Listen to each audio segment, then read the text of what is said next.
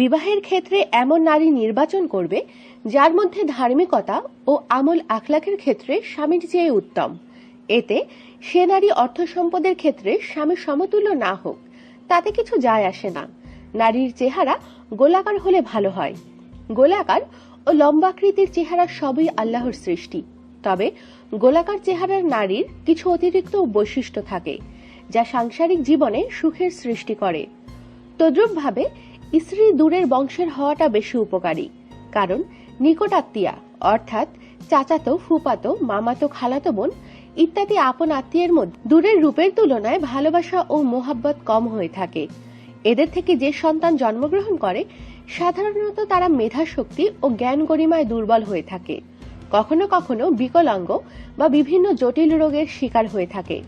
এজন্য যথাসম্ভব দূরের কোনো নারীকে বিবাহ করা উচিত, কেননা দূরের আত্মীয়দের সাথে মোহাব্বত ভালোবাসা তীক্ষ্ণ হয়ে থাকে, আর সন্তানাদিও জ্ঞান বুদ্ধির দিক থেকে তীক্ষ্ণ হয়ে থাকে। সাথে সাথে নতুন করে একটি বংশের সাথে সম্পর্ক করার দ্বারা বংশধারাও বৃদ্ধি পায়। দিনী ও দুনিয়াবি উভয় শিক্ষায় শিক্ষিত পাত্রীকে বিবাহ করা চাই। একেবারে মূর্খ জাহেল অশিক্ষিত নারী বিবাহ না করাই উত্তম। নারী মোটা হওয়া বা চিকন হওয়া এটা ছেলেদের পছন্দের উপর নির্ভর করবে। কারো পছন্দ মোটা মেয়ে, আবার কারো পছন্দ চিকন ও হালকা পাতলা মেয়ে। তবে অধিকাংশ লোকজন হালকা পাতলা নারীকেই বেশি পছন্দ করে থাকে।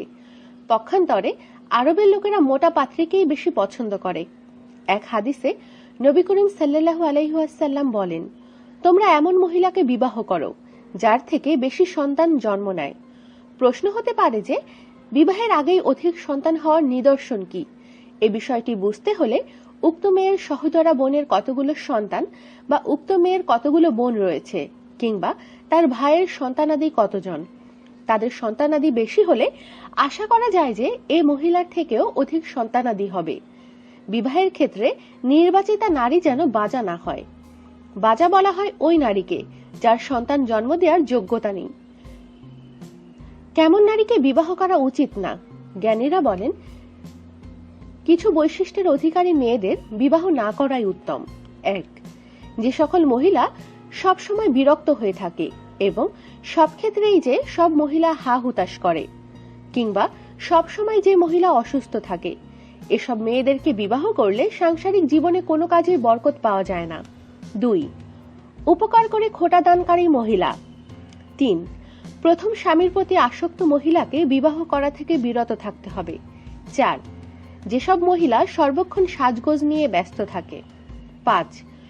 সবসময় অশ্লীল ভাষায় গালিগালাজ করা মহিলাকে বিবাহ করা যাবে না। 6. বাচাল বা প্রলাপী মহিলাকেও বিবাহ করতে নেই। 7. বৃদ্ধ মহিলার সাথে সহবাসে যেহেতু যুবকদের মানসিক দুর্বলতা ও অলসতা সৃষ্টি হয়, সেহেতু বৃদ্ধাদেরকে বিবাহ করবে না। জ্ঞানীরা বলে থাকেন যে যুবতীদেরকে বিবাহ করে সহবাস করার দ্বারা জান তথা ভ্রূণ সৃষ্টি হয়, পক্ষান্তরে বৃদ্ধাদেরকে বিবাহ করে সহবাস করার দ্বারা অনিষ্টতা বৃদ্ধি পায়, সে সাথে অলসতা ও দুর্বলতা দেখা দেয়। আমাদের সাথেই থাকুন আর সাবস্ক্রাইব করুন।